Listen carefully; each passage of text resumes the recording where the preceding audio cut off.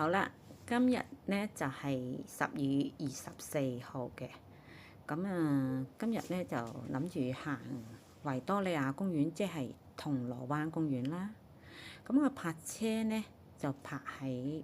天后停車場嘅，佢日泊係125蚊，早上7點至晚上7點嘅。時租咧係23蚊一個鐘嘅。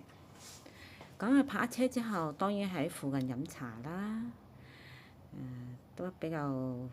飲嚟飲去都係嚟嚟去去都幾間酒樓噶啦。咁其實咧，如果去行銅鑼灣公園咧，如果你泊咪錶嘅話咧，就喺嗰個銅鑼灣道嗰度啊，有好多咪錶泊位嘅。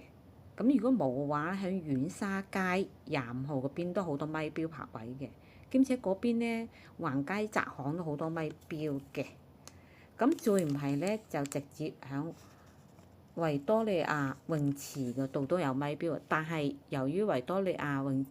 公園咧，依家球場嗰邊咧係做工展會，做緊嗰個美食嘉年華，所以嗰個咪錶係泳池嗰邊咪錶係封咗嘅，暫時唔可以用嘅。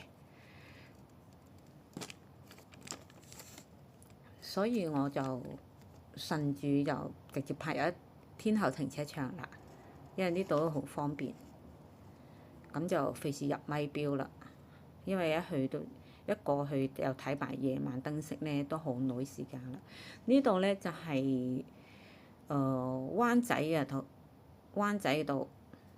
聖誕燈飾啦，有一棵好高嘅聖誕樹啦，跟住有幾個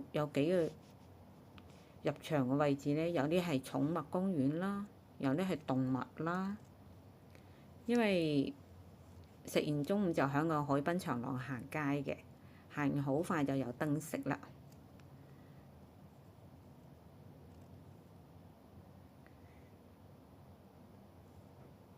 佢聖誕樹咧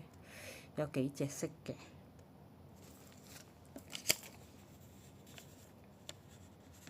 咁如果坐嚟呢邊咧，其實可以坐港鐵嘅，銅鑼灣站啦、天后港鐵站啦、會展站啦、中環站都可以嘅，因為你可以喺唔同嘅地方行過去啊嘛。沿住海濱長廊行又可以。咁我原本諗住今日第一站係先行維多利亞公園嘅，咁由於工展會呢，佢有個美食嘉年華，咁佔用球場一半位置，咁就冇行啦。首先去到海濱長廊先，去到中環、灣仔共享海濱長廊嗰度行，咁啊結果有埋燈飾。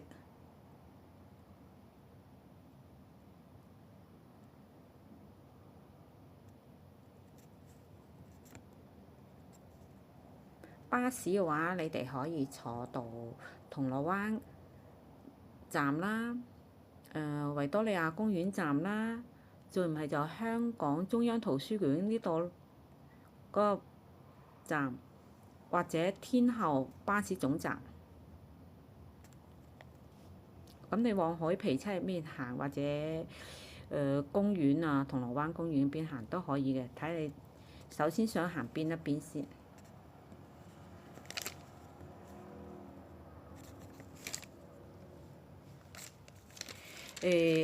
咁我行嗰度海皮度咧，睇完燈飾翻過嚟嘅時候咧，發現咧其實有一度近海皮度有咪錶泊位嘅，嗰條叫做鴻興道啊，咪錶泊位嗰度有一個香港遊艇會停車場嘅，側邊嗰條鴻興道就係咪錶泊位嚟嘅。其實喺摩天輪嗰度都好多，有2個停車場㗎，之前我已經拍片亦介紹過。咁啊，翻嚟嘅時候咧，就經過嗰個維多利亞公園啦。